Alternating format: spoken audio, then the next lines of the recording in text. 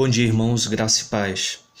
Vamos iniciar mais um estudo, agora pela manhã, é o momento da escola dominical.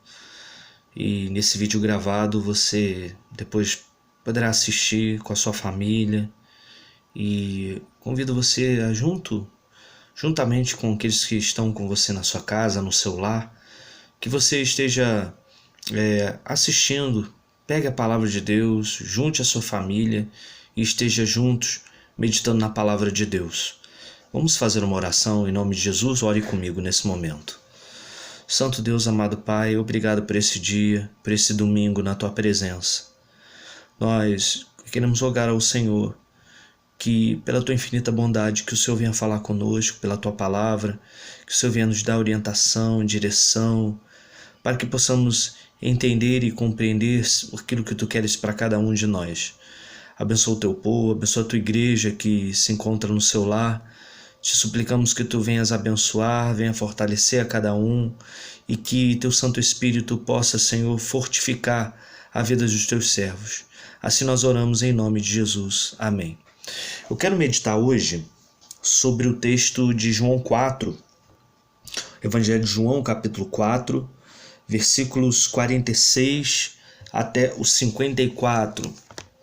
Vamos fazer essa leitura da palavra de Deus, João capítulo 4, e o estudo vai ser em torno desse texto, tá? Nós vamos falar sobre a cura do oficial do rei.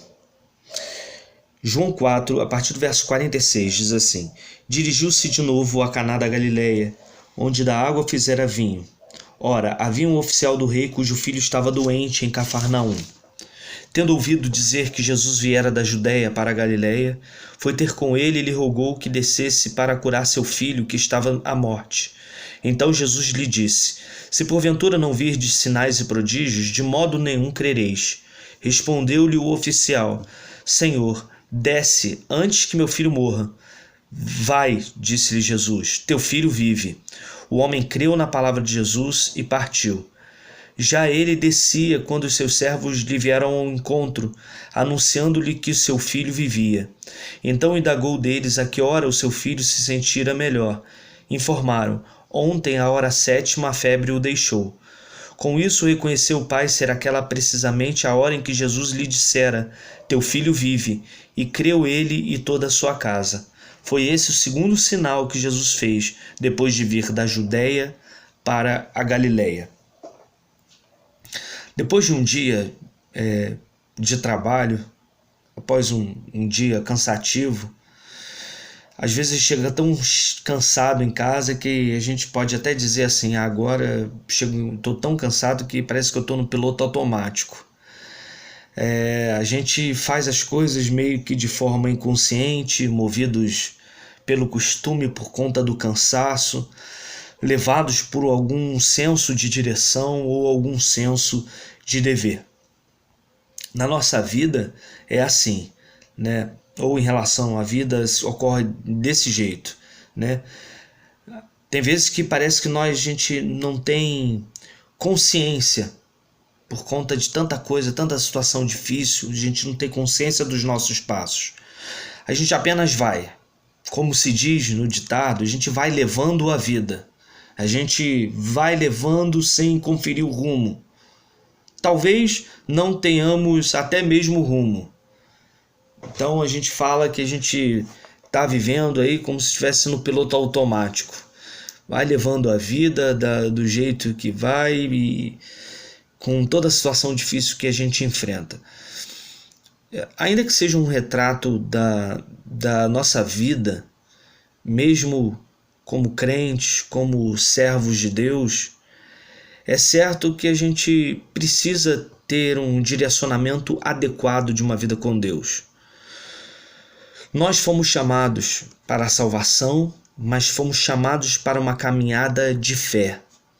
Nós temos a quem recorrer. A nossa vida precisa ser baseada na palavra de Deus, né? E quando a gente observa isso, olhando esse texto, como a gente vai ver a vida empreendida pelo próprio Senhor na vida do oficial do rei nesse texto. né? Nós temos a quem recorrer para sairmos de impasses, de situações duvidosas que tantas vezes nos prendem, né? Muitas vezes os movimentos. O Senhor Jesus, que enfrentou tanta oposição, nos ensina isso. E a gente pode retornar ao nosso dia a dia com recursos que vão fazer diferença para toda a nossa vida. E os nossos recursos estão no Senhor. A nossa vida está no Senhor, para que possamos aprender isso dia a dia. O fato, meus irmãos, é que essa história, Jesus nos ensina muita coisa. Como os evangelhos, como toda a Bíblia, esse texto ele nos mostra esse ensino importante que Jesus nos deixa, né? O evangelista João ele explica o critério que empregou para registrar alguns dos atos que Jesus teve, algumas das palavras de Jesus, né? Então ele fala, na verdade, fez Jesus diante dos discípulos muitos outros sinais. As Escrituras dizem que outros sinais também não estão escritos no livro. João já havia falado isso. E muitas coisas outras que Jesus fez, né? Se fôssemos relatar tudo, né, não caberia no mundo inteiro, né? Em livros que seriam escritos não caberia tudo que Jesus fez. E João usa esse exagero para acentuar que os escritores dos evangelhos tinham de ser seletivos em relação a cada fato, a cada detalhe vivenciado por Jesus Cristo, né, que foram incluídos, né, em cada narrativa.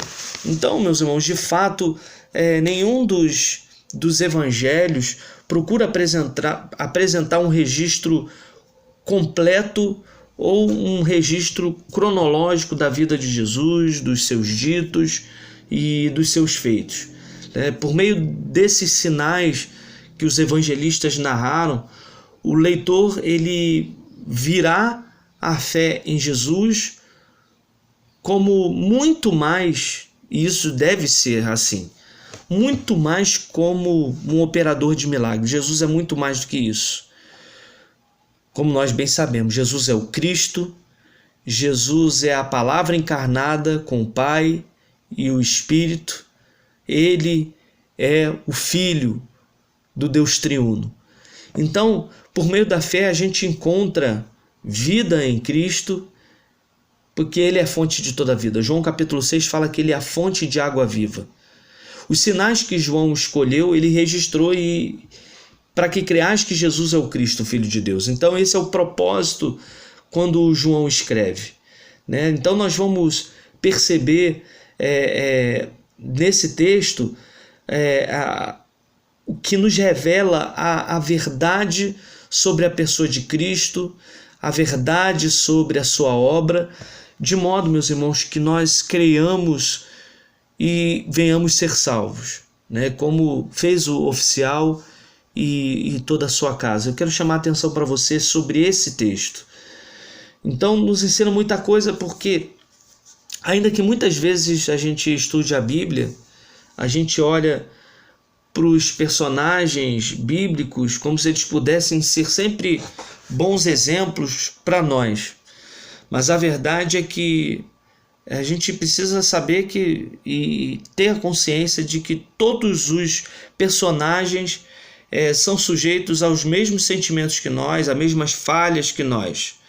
O único modelo perfeito na Bíblia foi Jesus Cristo. E por isso a gente temos essa necessidade, né, de cuidado com os outros, né, porque foram todos carentes da graça de Deus como nós somos. E aí a gente vai analisar esse comportamento do oficial do rei, que mesmo na sua limitação, vemos neles desafios para a nossa caminhada cristã. E aí a gente vai falar sobre isso. Algumas coisas importantes que a gente deve pensar acerca desse fato histórico do texto que nós lemos. Primeiro, a importância de se superar o orgulho. E esse oficial do rei teve que aprender isso. Ser oficial do rei não significava para aquele homem pertencer a uma classe dominante. Até porque a Palestina era uma terra ocupada por invasores romanos e César, o imperador, ele designava procuradores, designava governadores, designava reis locais de acordo com a própria vontade de César. E o fato é que aqueles que, por sua vez, fossem escolhidos por esses para a posição de confiança, desfrutariam dos benefícios trazidos por essa proximidade com o poder. O fato é que, fora disso, não havia possibilidade de se obter uma posição de destaque na sociedade se não fosse nomeado por César. Mesmo os líderes religiosos, eles ocupavam um espaço que lhes era permitido, né, e pelo imperador romano. E se o desagradassem, perderiam a posição. E era assim que funcionava.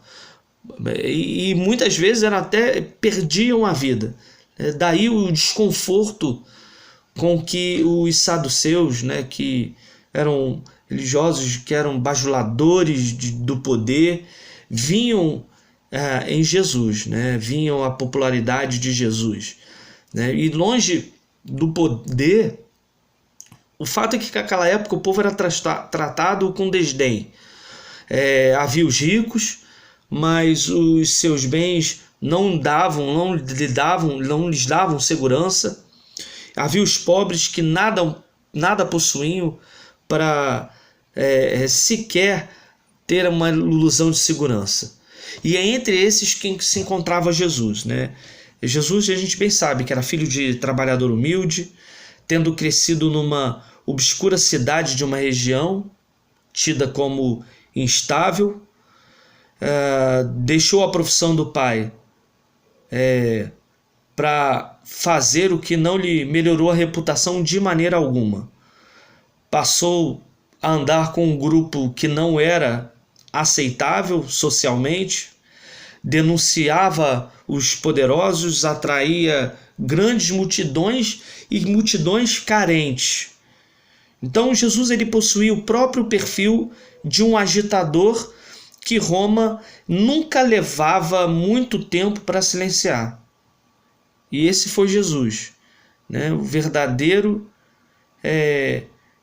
Deus, como apresentado nas Escrituras, o Messias prometido, que foi visto andando lá e era visto nos círculos frequentados por esse oficial que aquele homem procurou.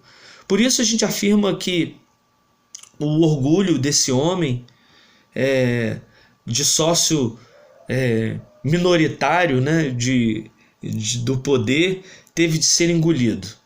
E na opinião de muita gente, o que esse homem fez foi rebaixar si mesmo. O próprio Cristo, né, como apresentado na palavra de Deus, continua a ser motivo de desprezo. Mesmo em tempos que a gente está vivendo, tempos religiosos como os nossos. O crente que esperar da sociedade a aprovação para sua fé, ele está perdido. Não podemos de maneira alguma esperar isso. Ouvir que a fé cristã precisa ser aprovada, porque a fé está abaixo das expectativas, abaixo do nível de nossos dias. Coisa de gente atrasada, ignorante, que precisa de explicações ultrapassadas para os fatos da vida. E não tem jeito. E só a graça de Deus, como se diz, né, para baixar o topete daqueles que são incrédulos. E a gente aprende isso em primeiro lugar, né, que o oficial do rei, ele teve que baixar sua guarda e se submeter ao senhorio de Cristo, se submeter a uma situação de grande necessidade, se submeter ao senhorio daquele que é Senhor de todas as coisas, que é Jesus Cristo. Então a gente vai perceber, né, que ele teve que superar esse orgulho, e ele foi conferir os seus motivos, né? É interessante no texto que assim que o mestre de cerimônia, né, a história conta, né, assim que o mestre de cerimônia provou em Caná da Galileia, né, o vinho, né, que tinha sido transformado, né, a água que tinha virado vinho, assim que a notícia da transformação se espalhou, o primeiro milagre de Jesus aumentou o interesse por Jesus. E agora, voltando ao cenário do primeiro milagre, certamente Jesus reuniu um grande número de curiosos, e ali estavam no momento que Jesus já estava conhecido por aquilo que tinha feito. E aí o evangelista João chama os milagres de Jesus de grandes sinais, né? O que ele quer dizer com isso é que eles não foram só o que se podia ver, né? Havia um significado atrelado a cada um desses sinais, né? O teólogo Luiz Berkoff, ele diz que Jesus alimentou uma multidão de mais de 5.000 pessoas de forma milagrosa. A gente vai olhar aí mais adiante, João capítulo 6, a gente conhece a história. E considerar esse milagre como uma mera prova da onipotência do Senhor é não compreender o objetivo tanto quanto os judeus nos dias de Jesus. Eles não enxergaram o fato de que isso era um sinal que apontava para a suficiência de Jesus, como aquele que é muito além do pão propriamente dito, mas ele era o pão celestial, para satisfazer a alma faminta dos homens. O próprio Cristo, ele revela claramente o significado desse milagre, lá no discurso dele em Cafarnaum no dia seguinte. Os milagres escriturísticos são frequentemente símbolos da verdade espiritual, né? O próprio nome sinal, né? ou seja, semeia, aponta para isso. E algumas das passagens dos evangelhos indicam isso de forma muito clara. Agora, numa multidão faminta, carente, vai explicar isso para a multidão. O interesse em geral, como é nos dias de hoje, irmãos, era o interesse pelo extraordinário. Era um interesse naquilo que é espantoso. É um interesse, como é nos dias de hoje, é o interesse pelos benefícios materiais. E Jesus, nesse texto que lemos, ele quer confrontar o oficial do rei com os seus motivos para procurá-lo. Por que o oficial do rei foi procurá-lo? Ao mesmo tempo em que Jesus ele condena a motivação errada das multidões fascinadas com os sinais de Jesus. E por isso que disse o texto. Lá o verso 48 disse, Jesus ele disse: se porventura não virdes sinais e prodígios, de modo nenhum crereis. Percebem como esse desafio chega para nós hoje? Percebem que é um desafio para a gente pensar o que eu e você buscamos de Jesus? O que nós estamos buscando do Senhor? Estamos buscando prosperidade ou estamos buscando conforto? Estamos buscando saúde, felicidade? Será que a gente não está perdendo o verdadeiro significado do sinal? Então Jesus queria ensinar o oficial do rei sobre isso, sobre os motivos que esse homem estava procurando a Jesus. Por isso é importante falarmos de uma caminhada pela fé. O oficial ele não tinha dúvida quanto ao que trouxera ali. O texto diz: Senhor, desce antes que meu filho morra. E ele havia admitido rebaixar-se, procurando Jesus por ter confiança nele. Deixar o seu filho enfermo, doente, deve ter-lhe parecido muito doloroso. Mas ele encarou o desafio de buscar Jesus, porque ele sabia que era o único que poderia naquele momento salvar o menino. Só que agora ele retornava para casa sem Jesus. E Jesus fala: volta, Será que teria o pai aflito esse homem, então fracassado? Mas o fato, irmãos, é que ele empreendeu o que se pode chamar daquilo que a gente vive e deve viver. Porque o que aconteceu com esse homem é a nossa caminhada cristã, que deve ser uma caminhada de fé. Ele voltava com a promessa de Jesus. Simplesmente o oficial creu e partiu. Foi embora sem nenhuma prova palpável da cura do menino. Não tinha ali atestado médico. Percebem? A fé é assim. A fé é a certeza de coisas que se esperam e convicção de fatos que se não veem. A carta aos Hebreus nos ensina isso. E o oficial levou a palavra de Jesus em sua caminhada de fé. No versículo 50, você observar, Jesus fala: vai, teu filho vive. E ele foi. Lá em Hebreus 11, quando fala sobre a fé, nos dá tantos exemplos bíblicos como Noé, que foi instruído acerca de acontecimentos que ainda não se viam. A gente vai perceber Abraão, quando chamado, ele obedeceu, entregando seu próprio filho, Isaque.